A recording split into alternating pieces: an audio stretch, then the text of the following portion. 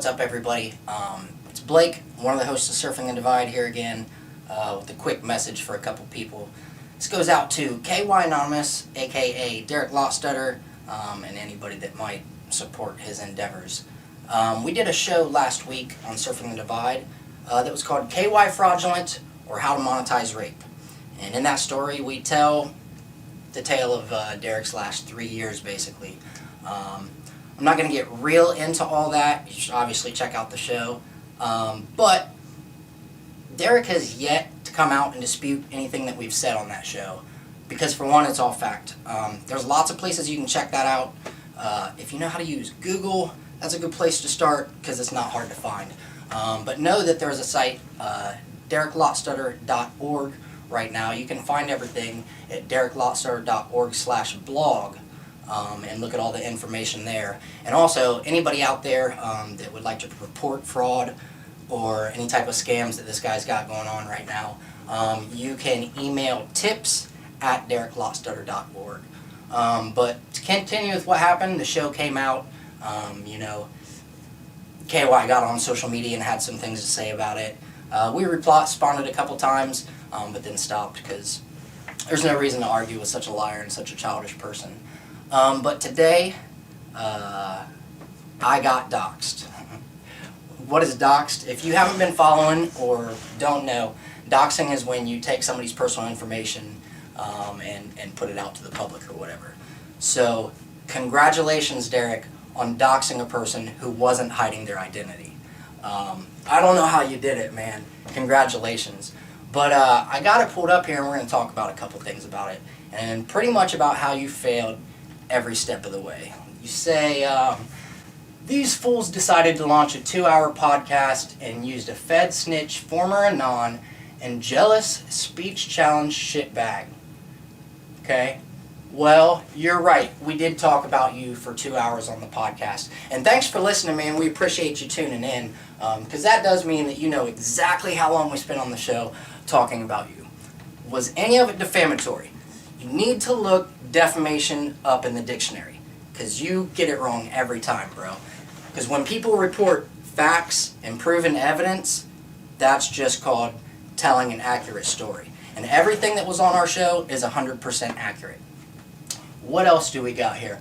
Oh, your speech challenged comment.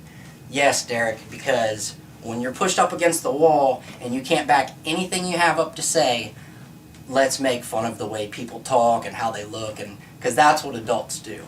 So good job, bro. Deric says I challenged him to dox me. That is also a completely inaccurate statement. Yes, on the show, we said that he was probably going to dox us, because that's what he does. When someone speaks out against him or questions what he's doing in any way, that's one of his methods. He does it to intimidate people. He has a business called Tech Assist, PC and Repair. I think they're in Kernersville, North Carolina or something. And one of their reviews recently was about a woman who came in with something, one problem, didn't get it fixed, yada, yada, yada. There's no reason to get into that. Check out the show. But what happened then is Deric looked up information on this woman who gave him a bad review and threatened that he knew her boss. So this tells you the kind of person that we're dealing with.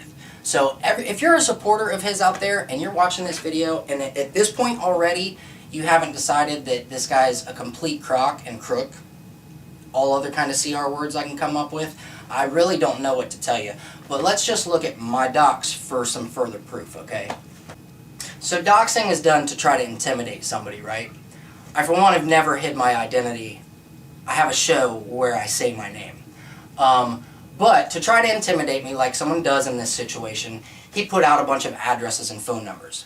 They're all a decade old, so, have fun there. I don't know what you're going to do. Do you want to come to Whitehall? You can come to Whitehall, bro. It's cool with me, dog. But let's see what else you had to say. Deric writes in my docs, Blake F. Quinsel, middle name Francis, and that is sad. Smiley face. Good troll, 5-year-old. What else you got? So now KY starts to list some of my different social media and things that I have. Puts my YouTube up there. Appreciate that, dude, man. I don't think that's got views in a while, so it's pretty old. Like, that'd be cool to get some people watching like a decade-old videos of me playing guitar and shit. He makes fun of that I call myself Blizzle, which is cool. It's a nickname somebody gave me. You make fun of the fact that my YouTube name is Bad Blake. Keep reaching, bro. And obviously you've not seen Crazy Heart or a Jeff Bridges fan, which explains so much, dude. The fuck is this? Oh, here's the good one. Okay. He gives a link to a site, right? And it says, Blake hurt his leg and treated it like a Make-A-Wish Foundation. Cool, man. Because if you check out the show, guys, do listen to it, because Deric's whole life in the past 3 years is nothing but begging on social media. But the link that is to is a page, a blog page that my family started when I was in a car accident, to let everybody know that I wasn't dead and how I was doing. Dude, I'm not getting in this petty, my dick is bigger than yours thing. But, like, we can check my legs out real quick, okay? Here's a picture of the car that I was in, right? That's a van right there, and I hit a semi-truck, right? And I still here, bro, and I don't fucking care. Woo! Yeah, that's right. I got hurt, and I'm better today. Done worked my ass off, dog. Like, your troll attempts are fucking hilarious. You're a doll! He'd also like to let people know that I do refer to myself sometimes as Stupid Soul and a Gypsy. No, I don't refer to myself as a gypsy. I had a band called Hip Gypsy. Thanks for promoing my shit, dude. I appreciate it. And there's one more thing up here. There's one sentence at the end that I'm not going to read to you, okay? You feel free to read my paste bin, bro. We saw it coming. I didn't challenge you to it, but this is what you do. You try to intimidate people from speaking the truth about what happened. And dude, it's all coming crashing down soon. But I'll get that to that in a minute. There's this one sentence at the end, okay? So Deric Lostutter, I want to tell you something, bro. Rachel didn't leave me. She died in 2008. So great job at being 100% wrong and a complete piece of shit. For anybody that's watching this and heard what has just happened because someone spoke out against him, you need to wake up.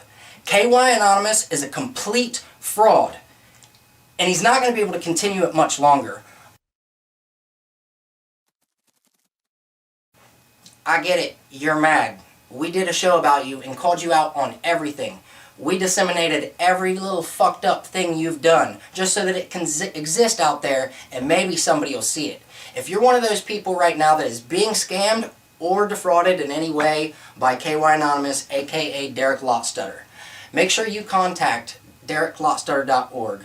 Go tips@DericLostutter.org.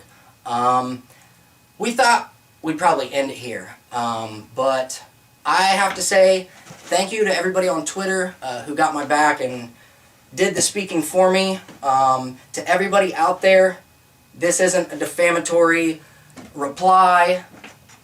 I'm not trying to be childish. I'm trying to be real, and that's what we try to do on the show for one. I'm sorry that we kept it so real that we outed every little fucking thing that you've ever done.